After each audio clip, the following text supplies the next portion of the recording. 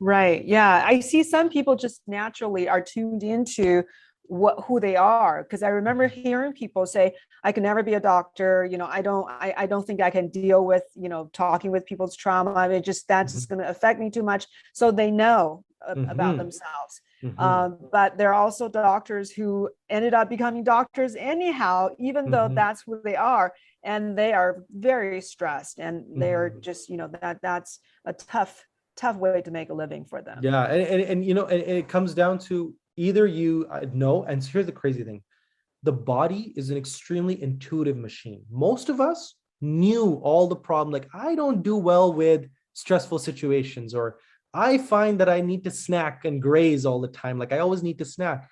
And then the genetics just explains the why. It just gives them the answer, like, oh, this is why, right? Like, it's literally in my genes. This is why I am this way. And now I know what I need to do to counteract it in a more intelligent manner. There are people that, despite having a difficult time dealing with trauma, they do become physicians, and two things happen. Either they burn out and they're like completely floored and they have a tough life, or they develop mechanisms for dealing with that stress. They hire a Mm. therapist, or they have a support group, or they found a niche that they can function in without being affected. Like, they figure out a way which they would have known had they done their genetic test, right? Anyways, and I have friends who are psychiatrists, by the way, who they don't even flinch. Some of the stories they tell me, they're horror stories, but doesn't affect them one bit. They just completely can objectively separate their work from their life, and they're genetically programmed to be that way. So Right. I'm dying to see what mine says because yeah. I'm kind of that way because I worked in the psychiatric emergency room for 11 years. I've seen everything under the sun. Nothing fazed me. So Mm. I was in the trenches with the Yeah. sheriffs and police officers. So it doesn't affect me that way. I do have empathy. I do feel for patients, but I'm able to keep it separate. Mhm. So, I'm interested in what the genetic test is going to And you know say. what? It's funny you say that, because the same genes that can allow you to be objective also drive the entrepreneurial drive in you, where you're like, Mm. I want to do something more. Like, I don't want to just do this for the rest of my life. I want to help improve people's health. I want to focus on longevity. I want to grow that aspect of what it is I'm here. I'm not just here to be a psychiatrist in the emergency room.